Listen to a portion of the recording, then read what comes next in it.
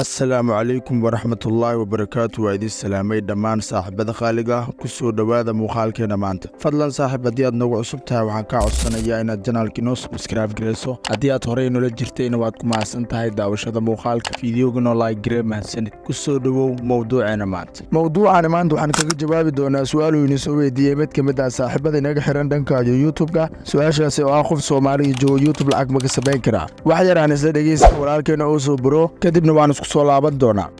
waxaan maraynaa sanadka 2023 weliba bilihiisii hore, yacni waxa adduunka hore u socdaa. xilligan hadda la joogana waxaan kala jeedaa qof ay ka qarsan tahay ama daah ay ka saaran tahay ma jiro in YouTube lacag laga sameeyo ama guud ahaan social media. marka YouTube-kan aan ka hadlayno kolley waan kala duwannahay Soomaali ahaan markay noqoto iyo dadka kale ahaan markay noqoto, yacni hadba luuqadaada sida ay yacni international u tahay ayna ugu xiran tahay fursad aad u haysato inaad lacag badan samayso. laakiin guud ahaan marka la dhaho yacni waxaan aaminsanahay in youtuberada Soomaaliyeed ay alxamdulillah lacag caadi ah markaasi ama ku filan ay ka sameeyaan. waxaan rajaynayaa saaxiib yaal inaad wax ka soo fahamteen hadalkii oo soo bro.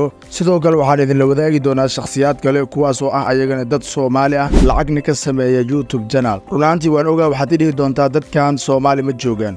waa runtaa Soomaali ma joogaan, balse dad Soomaali jooga lacag sameeya ayaa jiro. inaad Soomaaliya joogto kuma diidayso inaad YouTube lacag ka samayso, keliya adiga ayay kugu xiran tahay. haddii aad dadaal fara badan la timaado YouTube lacag waad ka samayn kartaa. runaantii dad fara badan waxay u maleeyaan in haddii YouTube la samaysto hore lacag laga samaynayo. xaqiiqada taasi maahan. marka aad YouTube samaysato sanadka ugu horeeya waa inaad adiga kharash garaysaa oo aad wakhti ku bixisaa, kadib ayaad helaysaa midho dhalkiisa. ma jiro horumar degdeg lagu gaaro ama ma jiro wax si fudud lagu helo. dhammaan dadka waxay doonayaan inay si fudud ku helaan 1 million subscribers iyo sidoo kale inay si fudud lacag ku sameeyaan. ma jiro wax fudud, mana jiro wax free ah. wax waliba qiimo markaad ku bixiso ayaad adigana qiimo ka helaysaa. haddeerna aan wax yar isla dhegaysano Geela Bashiir iyo waxyaabaha inoo hayo. muuqaalka maanta waxaan kula sheegaranayaa intee lacag baa ka sameeya YouTube channelkayga. dhalinyarta qaar baa marmar fariimo ii soo diro kuwaas oo waddanka shaqooyin ku haysta, shaqooyinkaas oo bishii ka helaan inta u dhaxaysa $200 ilaa $1,000 inta u dhaxaysa mushaarkoodu yahay. marka waxay soo weydiiyaan niyo waxaan jeclaan inaan waddankaas tusaalka aan u guuro ama Kenya, Malaysia, Indonesia, India waxa weeye inaan waddanka wax ka bartan jeclaana, laakiin hadda shaqa haystaa oo shaqada waxa weeye iska mafsixi karo nolol maalmeedkayga baan ka helaa. marka waxaan kula taliyaa niman YouTube channel furta, halkaasna waxa weeye dhaqaalaha hadda inta ka shaqaysid in la mid ah waa ka shaqaysan karaa. marka muuqaalkan raba dhalinyarta fariintan ugu diro iyo YouTube channelkayga imsa lacag baan ka sameeyaa. dabcan anaguna waan ognahay in YouTube channelka lacag laga sameeyo, taas waxa weeye ma aaminsan qof hadeer laga dhaadhicinayo ama been dhihi karo in YouTube lacag laga sameeyo jiro. runaantii sidoo kale waxaan rajaynayaa inaad wax badan ka fahamteen Geela Bashiir. marka waxaan kula wadaagayaa si aad lacagahan la sheegay aad u shaqaysato waxaad u baahan tahay inaad xirfad barato. haddii aadan xirfadaasi lahayn ma shaqaysan kartid lacagtaas. maxaa yeelay YouTube in la furto muuqaal dad la soo dhigo lacag laguma sameeyo. waxa lacag lagu sameeyo waa waxqabadkaaga iyo inaad la imaataa hal abuurkaaga. waa inaad taqaanaa sida muuqaal loo ididgareeyo. marka si aad u barato muuqaal ididgareynta waxaanu ku diyaarinay koorso soconaysa muddo 1 bil keliya. waxaan filayaa inaad badankiina ka warhaysaan. ciddii aan ka warhayn weli wakhtiga waa uu furan yahay. galabtan ayaa ugu dambaysa. ciddii ka faa'iidaysan karto ha ka faa'iidaysato. nambarka WhatsApp-ka waxaan kuu soo dhigi doonaa qaybta commentiga ugu horeeya. igala soo hadal insha Allah. ugu dambeyn waxaan ku leeyahay YouTube waa meel lacag laga sameeyo. meel walba aad joogtan waad ka samayn kartaa. kaliya isku day YouTube-kaaga inaad ku xirato wadamo kale, sida waxaa ugu soo dhow inaad ku xirato Kenya. runaantii aniga haddeer YouTube-kayga wuxuu igu xiran yahay dalka Kenya, balse waxaa laga yaabaa inaad isweydiinayso adiga lacag maad ka samaysaa. maya, aniga wax lacag kama sameeyo ilaa haddeer. maxaa yeelay YouTube wuxuu leeyahay shuruudihiisan waxaan kaga soo hadlay muuqaalkaasna waxaad ka helaysaa YouTube channelkeena. marka aniga sidaa darteed shuruudaha weli ma aanan buuxinin. shuruudahaas ayaa muhiim ah in la buuxiyo, kadib ayaan ka samayn karaa ama aan awoodaa inaan ka helo lacag. marka waxaan rajaynayaa maanta wixii ka dambeeya inaadan qof weydiin doonin YouTube lacag miyaa laga samayn karaa adigoo jooga weliba Soomaaliya. runaantii waxaa kaloo muhiim ah inaad luuqadda iska dhisto. luuqadda Carabiga iyo Ingiriishka iyo Soomaaliga haddii aad saddexdood isticmaali karto inaad muuqaalkaaga ku isticmaasho. maxaa yeelay waa muhiim.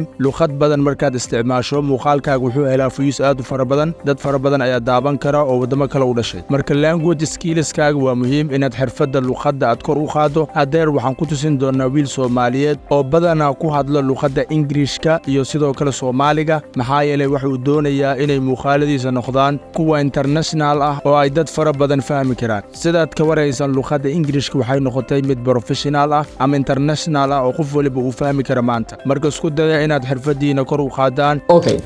Welcome kings and queens, ladies and gentlemen, brothers and sisters. Welcome another time to my channel. Today our topic will become the best 9 apps for self-study. What's self-study? Self-study waa inuu qofku naftiisa wax baro. Inuu yacni qofku isagoon meel intuu soo fadhiisto aan xiisad qaadan to teach himself alone markaa inuu qofku naftiisa wax baro ayaa loo yaqaanaa self-study. So the best 9 apps for self-study loogu talagalay aynu maanta mawduuceenan iyo muuqaalkeena ku soo qaadan doonaa. Side 1 waa ka soo hadlay yacni sida how to get a free professional courses, but this video waa side 2 bayn oran karnaa. Si kaleetana waxa weeye free iyo paid boo isugu jiraan appskeena maanta mawduuceenan iyo muuqaalkeena ku soo qaadayno, but mawduuceena focuska wuxuu saarayaa for self-study. halahan ma la samayn karaa YouTube-ka? halahan mise halahan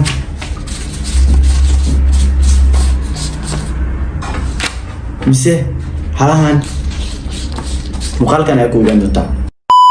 lacagta YouTube-ka ka samayno يعني بدنا خوف المجعله إن يعني خوف السعودية لعت يوتيوب وكسمه يعني خوف البهدية ويدسيد نخيتو كسمه ساعة أصحابته يعني أنا أصحابتين لحظين حتى خوف يوتيوبر أو أصحابتي هدي ويدسيد لعت يوتيوب وكسمه لقيمي إنه يعني 6 وشيء هدو خوف كاس وجعل إنه وحكي هلا وذا هوا يراته هل يعني وحو يوتيوب ككيل هدوره إنه كله وذا وكاسو ديا يعني هدي لعقت اوهل اي تاهي يعني $10 وكداها $550 yeah because yeah فاهم وايش كذا يعني خوف والبا مجعله ان كان كيسمس لعقت اوهلايو انه معناها وش شيء بس ما انت وحني شيء دونا عين يعني لا يابله هدي اجوتي ودمها امريكا هدي اجوتي ودنك كندا او يوتيوب فيديو اسو ابلود كريسيد او كونتنت اسو ديكتد isla content kaasna u gaaro ilaa iyo 100,000 mise ka badan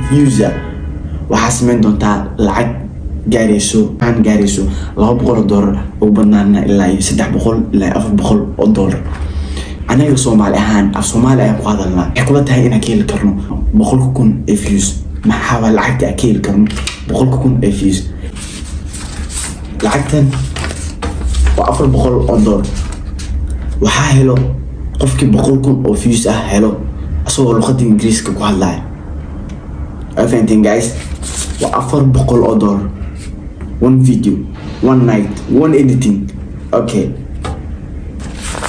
boqolkan aad arkaysid oo $30 laga jaray mise $40 laga jaray waxaa helo qofka af Soomaaliga ku hadla 100,000 oo views ah يعني هذا الكي هذا نزل عيو هدي الصومالي كذا شيء وأكيد بقولكم أو فيوسها مش فيديو أوجر إلا بقولكم أو داوشة أو جير إلا داود يعني بقولكم أو جير إن فيديو إلا داود هدي أد جيسيد أدي وصف الصومالي كهذا لسه أو ضد كداونا إيه يبت صوماليا أو جو صوماليا وحيل دون تعال $10 $10 مركب بدن $3 والعق يعني هدي قربها جوتيد أد وير يعني العق أو هدي مقاعد أجلسيد أو على قربان جوتيد يعني وحكوا ترين هدي صومالي أجوتيد أو $10 هريسيد هالك فيديو حملنا شغل كوين صومالي نسنجرين